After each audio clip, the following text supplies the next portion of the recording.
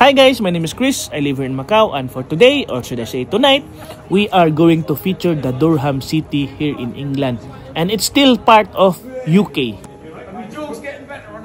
This is feature number 230 out of 1,000 pledges. So bakit ko nga ba ito hina-highlight? Sapagkat in the movie Harry Potter, this is the Hogwarts School. In the Avengers Endgame, this is the Asgard home of Thor. So mamaya ipapakita ko yung sinasabi kong Durham Cathedral na sikat na location site ng mga movie settings ng mga Hollywood films. But in real life, this is the Cathedral Church of Christ, Blessed Mary the Virgin, and Saint Cuthbert of Durham. So from Newcastle, kung saan doon yung headquarters namin, sumakay kami ng private car and umabot kami ng mahigit 1 hour travel. So malayo-layo din. Hindi namin inasahan na gabi na kami makapunta dito sapagkat nagkaroon kami ng emergency along the way within that day. Pero gaya nga ng sinabi ko, it's better late than never sa mga katulad naming tourist na malayo pa yung pinanggalingan. Talagang sulit na sulit lang yung makaapak kami dito sa lugar na ito. Ito yung Durham City guys. Still part in England. So this is around 6 or 7, medyo tahimik na at maagang nagko-close ang kanilang mga shop at malamig na din. So papunta kami sa Durham Cathedral kung saan ito yung pinakasikat na tourist spot dito sa Durham City, England.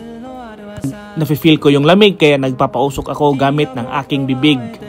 From our parking lot, siguro mga 20 minutes walk lang, tumawid kami ng bridge. So ito na nga yung Durham Cathedral. Sobrang napakalaki, sayang hindi namin nakita ng maaga.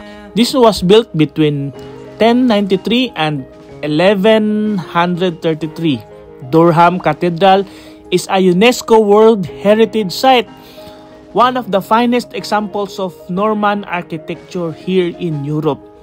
And it cost around £200 per week to run this cathedral. So the church solely rely on voluntary donation, minimum of 5 for the abled person or tourist who can visit here inside the church. Now, nung pumasok kami dito, hindi na namin naabutan sapagkat meron pala silang curfew. I have a glimpse of what's inside pero pinalabas na kami kasi nga time na. Sinabi nila nga babalik na lang kami bukas. Pero sa schedule namin, wala na kaming chance makabalik bukas sapagkat meron na naman kaming ibang itinerary.